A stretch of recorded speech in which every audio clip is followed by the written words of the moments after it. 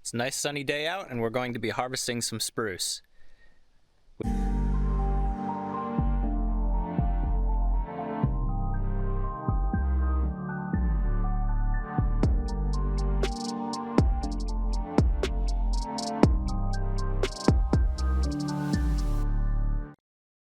We like to harvest dead standing spruce because it is ready to use. We don't have to wait for it to dry. We will be taking them down and cutting off the bases. The bases will be used for firewood, being they're starting to rot from the bottom, so they're no good for lumber. And then we'll be taking the middle sections, cutting those into 10-foot sections, getting them drug over to the sawmill area so that they can be milled into lumber for future projects. And then the tops of the trees will be drug over to a pile just for poles that we may eventually use as poles for projects or get cut into firewood for next winter. I'm going to be running the chainsaw today. My wrist has been feeling a lot better. I think it's ready to come out of this splint, but we will see in 2 weeks when we have the surgeon take a look at it again. Lori's going to be running the snow machine, dragging the logs out as I get them cut up and limbed, and then Rowan will be along for a ride.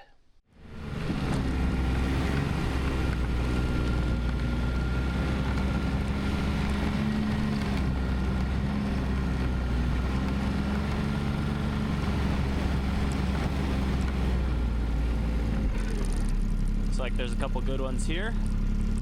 This one here is pretty good size. We got a pretty good leaning one there. And then that one there is pretty good size. So we'll probably knock out all 3 of these before Lori gets out here and starts dragging them.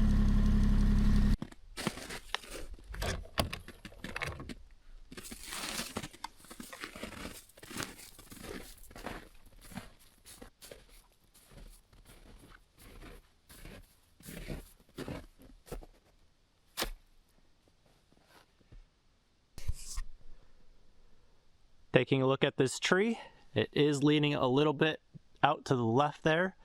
So I'm going to aim right for this little spruce here that's dead. It's pretty clear there. It should be a great place to drop this tree. It should be relatively easy. So this spruce tree, taking a look at it, is a relatively good size for our area. What we have standing left, this I should be able to get at least 2 10-foot sections that will be good for milling into 2x6s, which is ideal.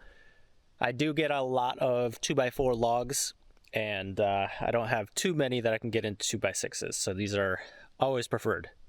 Taking a closer look, you might be able to see here there's a little bit of this orange. That means that this is probably rotten up to about this point.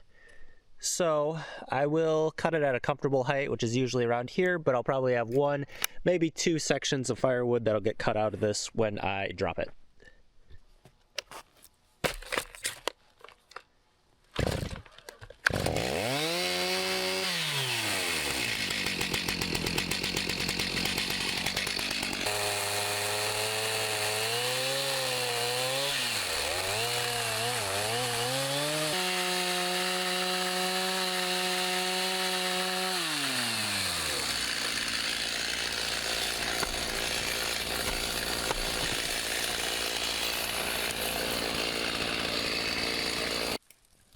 So I don't know if this is necessarily the correct way to cut down a tree, but what's been working for me, just kind of poking around, messing with this. I've cut down well over 100 trees by now since being here.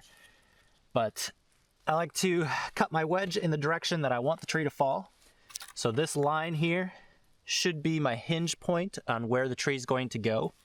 I like to start with my top angled cut and then take my flat one across. I find it easier to match up that way instead of trying to match my angled one down to my flat cut. So once I get this wedge out, I know that the tree is going to be going that way. With this tree specifically, being it's already leaning that way, I only went to about the halfway point. If it's a tree that is either perfectly upright or maybe even going slightly the wrong direction, I may take this wedge and bring it back farther so that the weight is for sure pushing it in the direction I want it to go. This one I'm not too worried about it, so I will do my back cut from here. Once the back cut gets to about here, it will likely start pulling my weight that way because I have nothing on the back side keeping it up. And this will act as a hinge, so it can't move this way or this way. It will only go the way I cut my wedge. So I'm going to finish up this cut, and it should land right over there just to the right of that little spruce tree.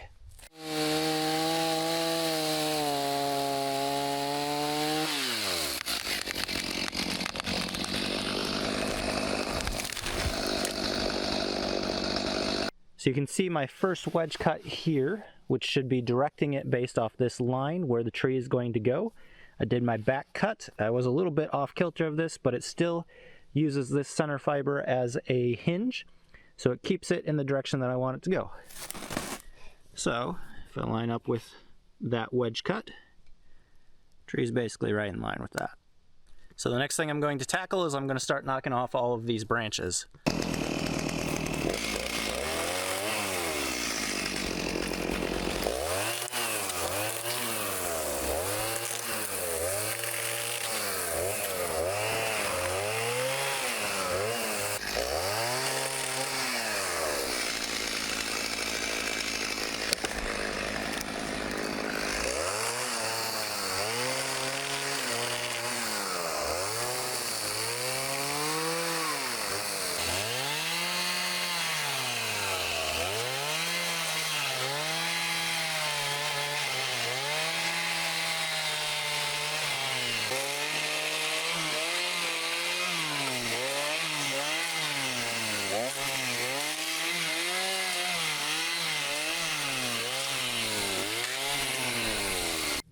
Now that I have all the limbs off, I'm going to start lopping off chunks for the size of our stove so that it can be split into firewood.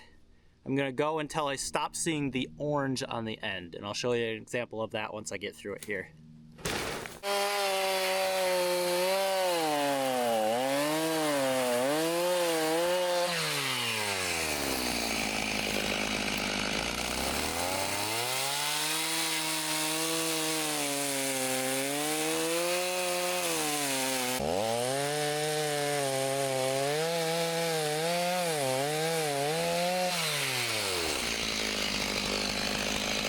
Unfortunately, I had to cut off a lot more of this tree than I was hoping to. There was a split going down the side, this big crack that caused a lot of rot on the lower parts. So I ended up having to take off a whole another 10-foot section that preferably would have been milled, but is what it is.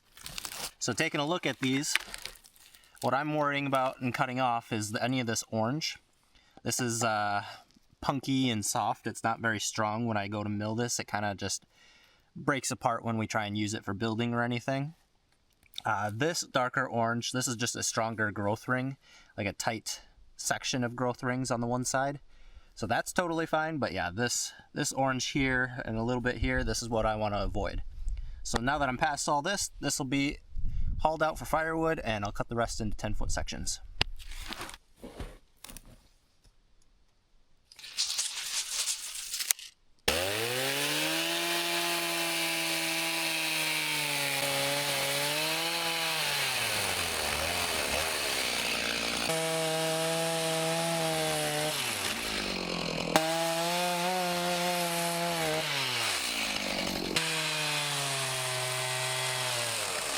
That's one tree down, and I have a whole lot more to go. To recap, I got a good handful of pieces down there for firewood. I've got 2 sections that will be able to be turned into 2x6s. I ran into a section here with an injury on it, and I just cut that out because it landed in a good spot for my logs anyway. And start my next one here. That one will be cut into 2x4s. And then the last one here, that's just going to be a pole. It's too skinny to get anything out of, and it has a big crook at the end anyway. So I'm going to keep on moving, getting more of these cut down, and Lori's going to come through and pull them out of here as I'm cutting. Rowan and I are both bundled up, ready to get to work. As Cody is dropping these trees and getting them cut into those 10-foot sections, we're going to come on by with the machine, get them chained up, and we're going to haul them back over to the house near our mill, basically. So yeah, I am definitely a lot more comfortable driving the snow machine now. I will say having Rowan with me does make me just a little bit more anxious, and we'll see how many trees I have to drive over top of. I'm not used to doing that, but overall we're getting better. We're getting there. Let's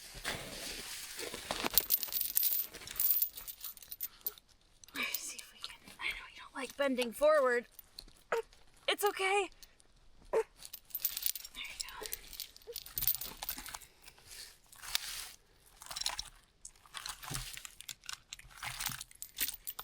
when you're hooking this chain around on itself, you want the entire link to slide into this slot right here. You don't want the point of this hook to go into the middle like that, because then you'll probably break one of your links. But it's all chained up.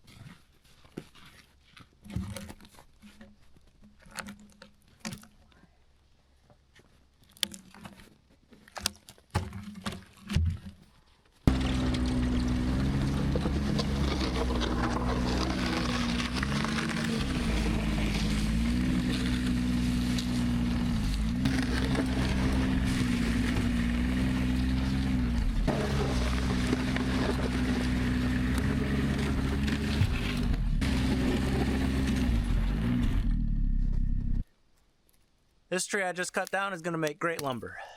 Not really. It's a very little tree, but it's dead standing. Might as well take it. We'll use it as a pole. I don't even bother taking off the limbs on these, so I'll just leave it here with the rest of the logs for Lori to come and drag.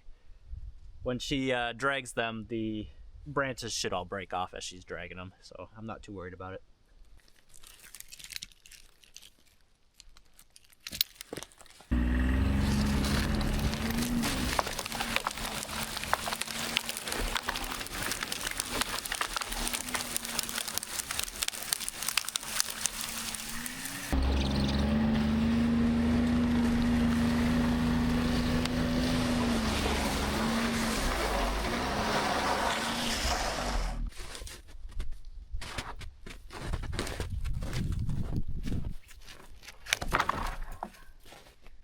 I have to admit, I did not think that all those branches were going to snap off. Cody told me they would, but I just really didn't think that was going to happen. But they did. It wasn't too bad. There wasn't even much resistance pulling on me on the snow, so that was awesome. We have a bit of a mess of poles over here, but in the future it's going to be super handy to have them. And then in the spring we'll come in here and we'll kind of stack them a little bit nicer too. We're going to give Rowan a break. She's not used to being in the carrier as often, so she's back inside with Cody kind of wiggling around doing her thing. I'm going to go around with this sled and start picking up all of the chunks throughout the woods that are firewood.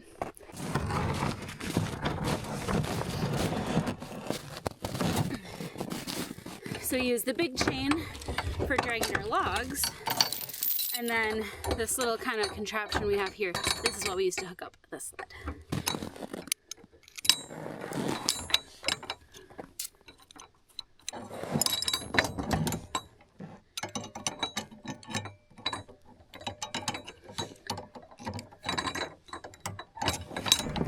There we go.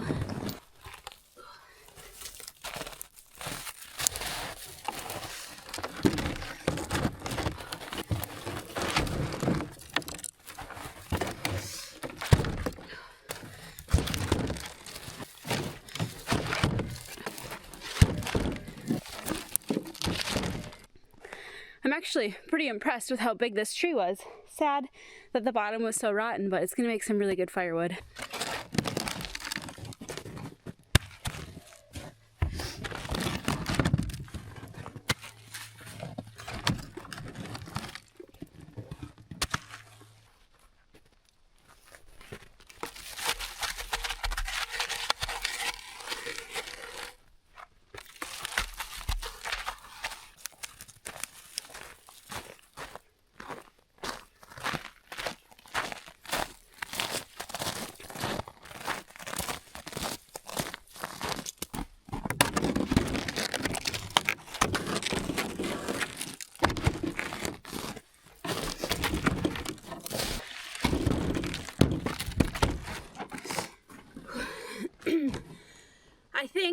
gonna get this load back to my pile, and then I'm gonna start splitting it all.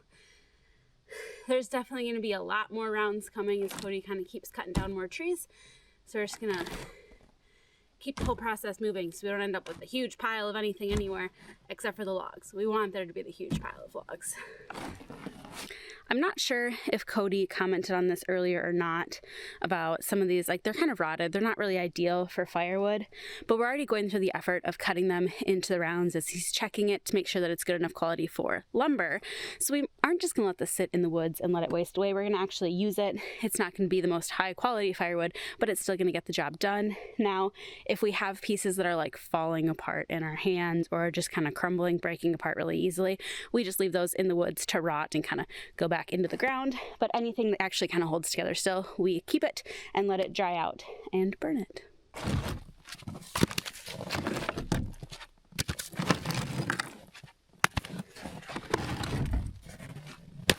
So now that I went through and I have a pretty good stack of rounds here, I'm gonna get them all split, throw them in the sled, drive them around and stack them in our woodshed.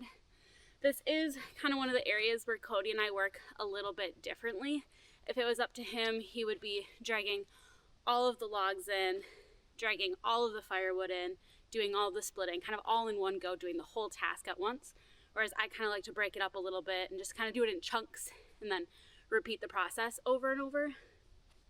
Just kind of a little difference between the two of us and kind of how we work. I think most of this came out of one tree. A lot of the times, if it's a pretty decent spruce tree, you only get 1 or 2 rounds from the base, where then it finally turns into pretty good that we can keep it as a big chunk for lumber. But one of these trees just had a lot of rot down in the bottom, so most of this just came from one of them. I've kind of found it either makes splitting easier or it makes splitting harder depending on the level of rot. Sometimes it's really hard to get a nice clean edge, and sometimes it just kind of falls apart. And sometimes it doesn't matter. Sometimes it's not rotten to that point, it just splits normal.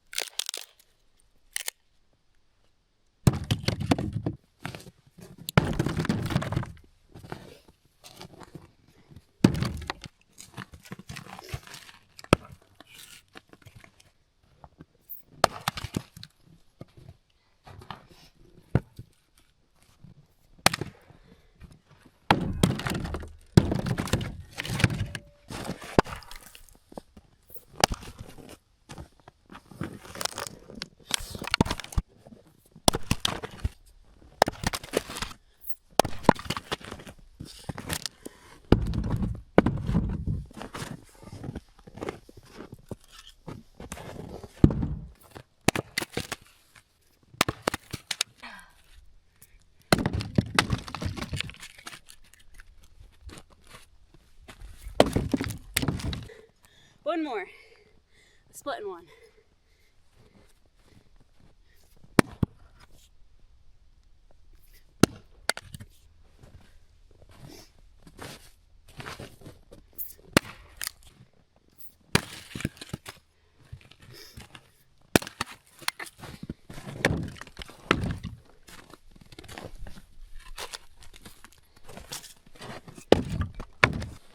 Looks like a tornado come through here. All in all, we ended up getting, I think, 15 trees down and pulled. We've got a couple more that need pulled. There's a couple back there. But all these branch places is just a tree we dropped and got pulled out of here. We'll go take a look at the pile and see what we came up with, but I'm pretty happy for today. pretty productive day. We ended up with 31 logs here in this pile, and then I have another half a dozen that we need to pull out of the woods yet. We have a couple sleds of firewood brought out, and then a good handful of poles. Everything went pretty smooth. We didn't have any problems at all throughout the day. Well, that one's stuck. Took a lot of digging to get out of that hole. Well, that was a few inches from being fatal.